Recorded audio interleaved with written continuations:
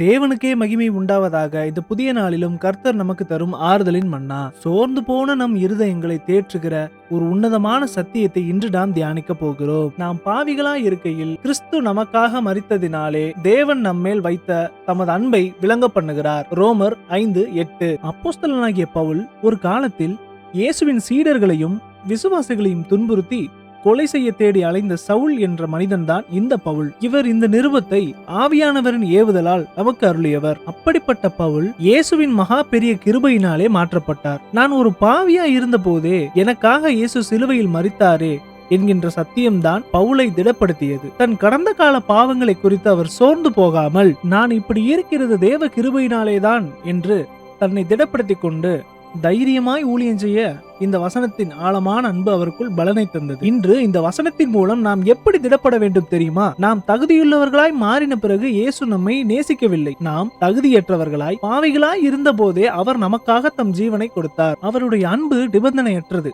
எனவே உங்களுடைய பலவீனங்களை குறித்து நீங்கள் சோர்ந்து போக வேண்டியதில்லை. என் இயேசுவின் கிருபை என்னை மன்னித்தது என்ற சத்தியத்தை விசுவாசியுங்கள். உலக சூழ்நிலைகள் உங்கள் நிம்மதியை குலைக்கும் போது இந்த மாறாத அன்பு உங்களுக்குள் ஒரு தெய்வீக சமாதானத்தை கட்டளையிடும்.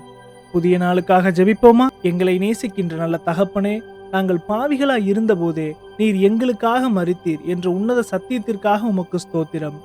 உம்முடைய அளவற்ற கிருபையையும் அன்பையும் எண்ணி உம்மை துதிக்கின்றோம் ஏசப்பா. இந்த வீடியோவை பார்த்து கொண்டிருக்கிற உமது பிள்ளைகளை உமது கரத்தில் ஒப்புக் கொடுக்கிறோம். அவர்கள் தேவைகள் அநேகமா இருக்குது. இயேசுவின் வல்ல நாமத்தில் தேவைகள் எல்லாம் சந்திக்கப்படுவதாக. ஸ்கூல் காலேஜஸ்க்கு செல்லக்கூட பிள்ளைகளை உமது கரத்தில் ஒப்புக் கொடுக்கிறோம். போக்கையும் வரத்தையும் ஆசீர்வதிங்கப்பா.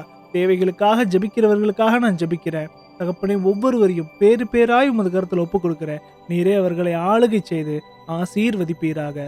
மீட்பரும் அருமை இரட்சகருமாகிய இயேசுவின் வழியாய் ஜெபிக்கிறோம் எங்கள் ஜீவனுள்ள நல்ல பிதாவே. ஆமேன். மாரநாதா.